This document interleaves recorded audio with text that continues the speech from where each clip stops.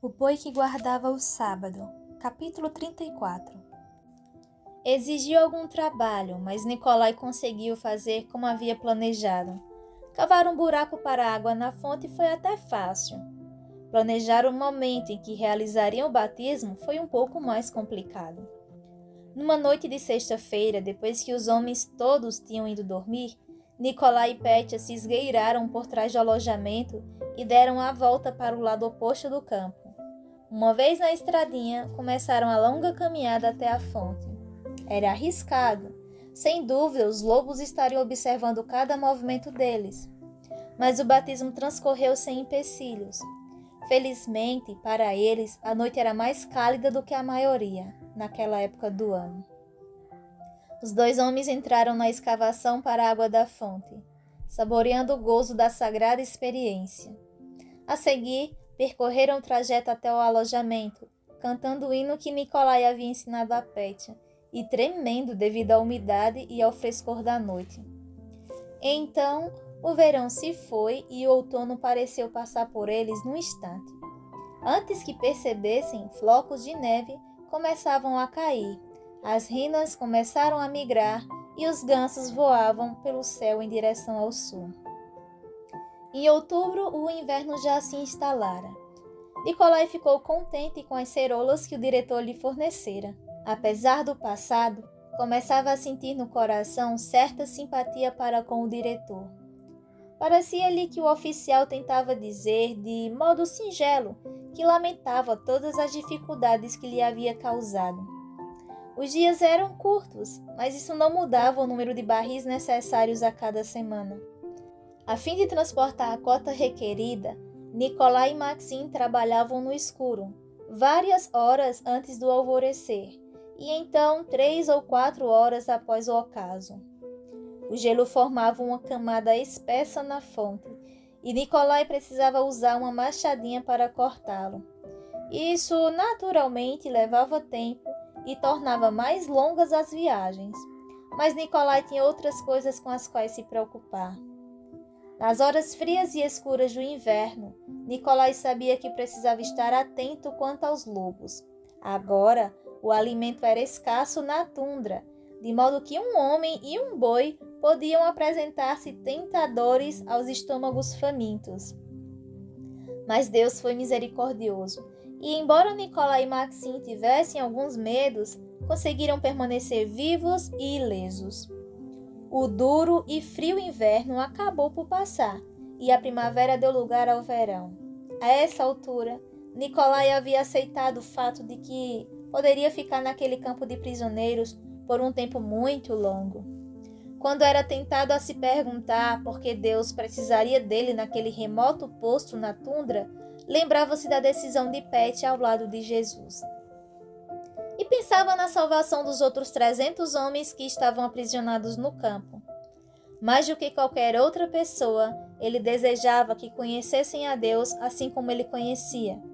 Por fim, começou estudos bíblicos com os interessados, e sem muita demora, havia um pequeno grupo que se reunia regularmente. Por mais 7 anos, Nicolai passou seus dias naquele remoto campo de prisioneiro nas estepes da Sibéria. Por 7 anos, trabalhou com Maxim para transportar água da fonte. Por todos aqueles anos, continuou como testemunha constante do poder de Deus na vida de um cristão dedicado. Para os homens do campo, a vida e o trabalho de Nicolai e Maxim tornaram-se um testemunho vivo. Visitantes que chegavam ao campo testemunhavam o fenômeno pessoalmente. Aqueles que saíam da prisão contavam acerca de um homem e um boi que corriam o dia todo, cada sexta-feira, para poderem repousar o dia todo no sábado. Então, certo dia, o oficial do exército que havia libertado Nicolai do engradado voltou ao campo de prisioneiros. Quando ele viu Nicolai e Maxim transportando água, lembrou-se do incidente de 8 anos antes. Mas agora contaram-lhe uma história bem diferente.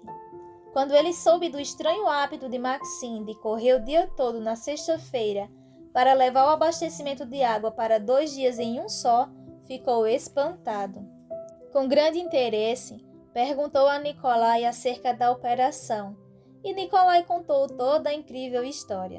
Contou do seu desespero, naquelas primeiras semanas, para fazer com que Maxim transportasse água de modo suficientemente rápido para poder obter o repouso do dia de sábado. E, naturalmente, contou o quão bom havia Deus sido para com ele. Explicou como a provação lhe testara a fé em Deus e como ele quase desistira. O milagre da maratona de Maxim naquela primeira sexta-feira mexeu com o coração do coronel, e a repetição do desempenho na sexta-feira seguinte lhe foi uma surpresa ainda maior. O coronel teve a oportunidade de ver que Nicolai era um homem bom.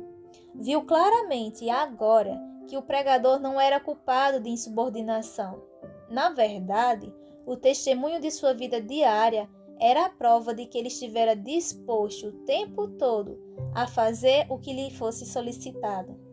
Mais importante ainda, o coronel viu que Nicolai fora fiel ao seu Deus. Sem dúvida, estivera disposto a fazer qualquer coisa que seu Deus lhe pedisse. O coronel, então, chocou Nicolai ao levá-lo até o escritório do diretor para anunciar que assinaria seu alvará de soltura. Ele ficaria livre para ir para casa no trem, a fim de estar novamente com a família. Você mostrou a todos nós o que um homem de caráter pode fazer se estiver motivado, disse o coronel orgulhosamente. E mostrou o que a devoção pode fazer por um homem que ama seu Deus. O coronel deu uma risadinha e depois acrescentou: Acho que nenhum de nós já viu um animal tão doido quanto o seu boi.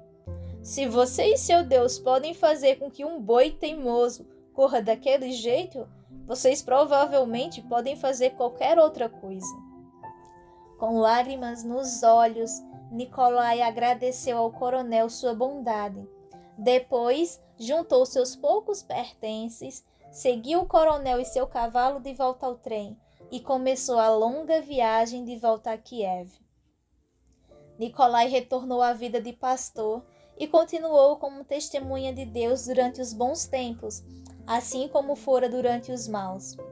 Os membros de sua igreja se regozijaram com ele pelo fato de que Deus o levara para casa após seu longo tormento, e deram graças a Jesus pela fidelidade que ele demonstrara sob a prova ardente.